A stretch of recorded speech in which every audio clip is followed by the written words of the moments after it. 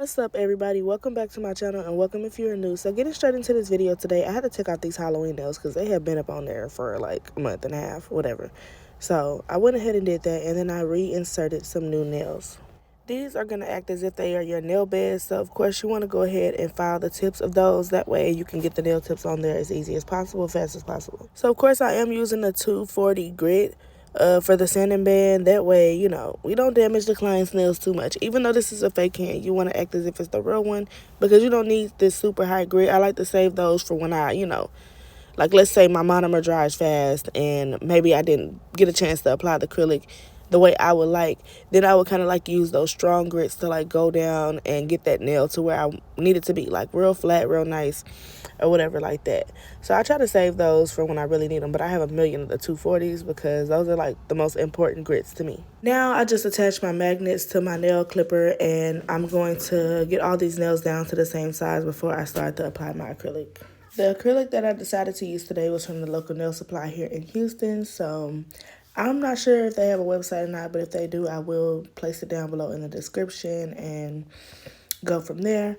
But if not, I'm pretty sure you can find something similar to this at your local nail supply. Usually I do dynamic nails, but this nail supply is closer to me, so I decided to go with them this time because I like that they're, a little bit on the cheaper side for me. Also, whenever you are doing your acrylic and it is hot, your acrylic will dry super, super fast. So I was literally playing with temperatures in my house today because I was like, it's hot, it's cold, it's hot, it's cold.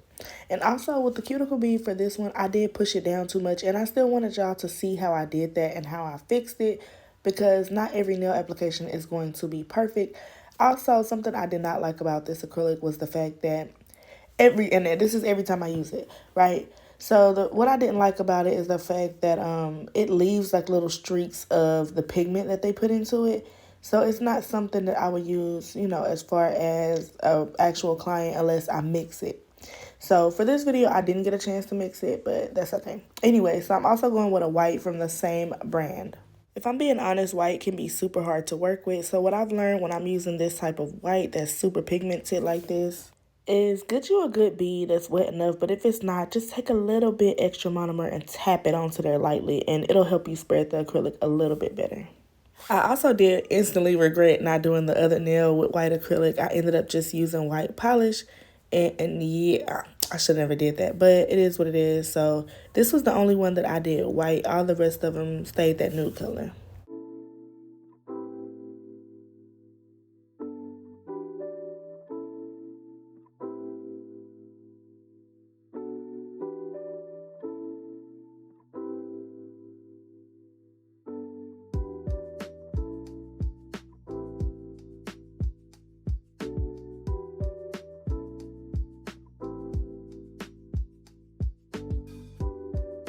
So moving on, I'm going to go ahead and start to file the nails just to get them nice and crisp before I start to go in on my design. Now, I think that this is 100 grit.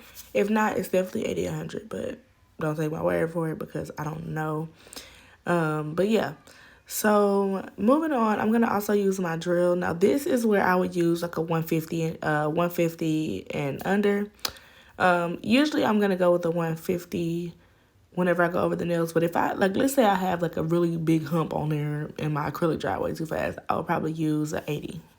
Now that I got the nails reinserted, I realized that, okay, I did not buff this hand out at all. So I was like, well, I guess we're just going to have to skip that step because, yeah. So I did end up going over everything with alcohol, just to get most of the dust off the nails. And then, of course, I'm going to go in with a base coat. After finishing up my base coat, I'm going to go in with this dark green it's like a forest green that I found off of Shein a long time ago. And I just kind of stopped using them because back then I used to think that everything had to be like non-wipe coat, which was a big mistake when it came to like designs and stuff. So anyway, I'm going to go ahead and go in with this for the tip. And then I'm going to finish up the rest off camera. And then also I wanted the pinky to be a full cover green. At first, I was going to do another French tip, but I decided against it. I was like, I don't want too much French tips type of stuff going on. So I decided to make the pinky a full nail. And of course, I'm going to go over that color twice after I put it in the lab. This next color is Beetle, so I don't have to go over this color twice. I only have to do it maybe once. Sometimes I'll do it twice depending on, if I'm doing designs and stuff on top. But usually when I know I'm going to do like some type of design on top, I only do one coat of that. For the other polish, I did go over like 3 times because, again, I got it from Shein. So it is a cheap, watery type of polish. Anyways. So for this design, you want to start off with like a thick white patch and you want to make sure you fill it in all the way because what I want to do here is give it like a Christmas sweater type of design. I am going to be doing a similar design on the pinky, so this time I'm going to do the white line going straight down the middle and I'm just going to make it even on both sides, so that's what you see me do here. That way the line is not too thin because we do want to put some little dots on that one as well. So moving back on to the next nail, we're going to start on our little Christmas trees and we're going to start off with a line and then we're going to make it look like an arrow. After we are done with the little arrows, we are going to start to put the lines going across the original line. But I do want to state that I did have to do this a couple of times because this was not a super opaque polish. This was, I'm not going to even say watery. It just wasn't like, I didn't have a good opacity to it. So I did have to go over this a couple times. But anyway, doing those lines going across to give the illusion of a Christmas tree. And then we're going to take our dotting tool and we're going to just start to place hearts everywhere. I mean, dots everywhere in the shape of a heart. So I did start off like in the shape of a heart and I was like, like my brain wasn't clicking right. I'm not going to even lie to y'all. So I just started kind of putting dots everywhere. And honestly, that worked out better for me anyway. So definitely was not tripping about that. But does this not look like a Christmas sweater? I don't know. Y'all let me know. Maybe I'm tripping. Maybe I see the world a little bit different. I do art, so sometimes I just do too much and it don't come together. But I think that this did. So we're going to also put some of those green dots in the middle in that little patchy area. So moving on, we're also going to do the sides the same way we did the top of the nail. And when you're doing the sides, you kind of want to do like some back and forth motion. You don't want it to just be straight up like white, red, white, red. I'm also gonna put some little hearts on the pinky, and I didn't really show much of that because if I'm being honest with you, it kept getting blurry, so I didn't want to even put that in here, and then y'all be like, "What is she doing?" Anyway, moving on. I know this video is going super fast because it's even fast for me, but I try to keep these videos short for y'all. So moving on to the candy canes.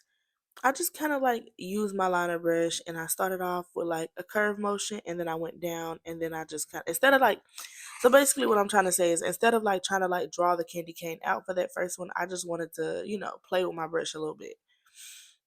Um, some of them I did end up like drawing out the whole candy cane and then filling it in. But for the most part, I wanted to show y'all that y'all can do it without, actually knowing how to draw. So also what I did was I put the candy canes going in different directions. I felt like that would be more cute than, them all going in the same direction. I don't know. Anyway, I'm being super weird today. But anyway, so after that, I'm going to get an even more thin liner brush. And I'm just going to put some little lines to create those candy cane lines. And of course, don't put it all the way to the edge because you are working with white. I'm going to place some dots all over that nail as well. And then I'm going to go in with this next nail to make it look like a little present. And I'm just showing you how I did that. Make sure you move your actual arm around to get that design. The best thing about using practice hands is that you have to keep the hand straight. When I do press on nails, I don't have to do that. So this is good practice for when I actually do this on clients because it is a different motion. So I did go in and I fixed that bow and I added a little line to the top to make it look like a present box. That is the last of the designs. I am gonna go ahead and do a matte top coat. And I actually ended up deciding I wasn't all that fond of this nail set in matte. But I did want to show y'all how it looked a little bit. So of course after this I top coated it with the glossy. And this is how it came out 10 times better. 10 times better. I love this nail set. Let me know if y'all want to see anything else from me or if you have any inspo, send it my way and I'm gonna try to get it up here for y'all.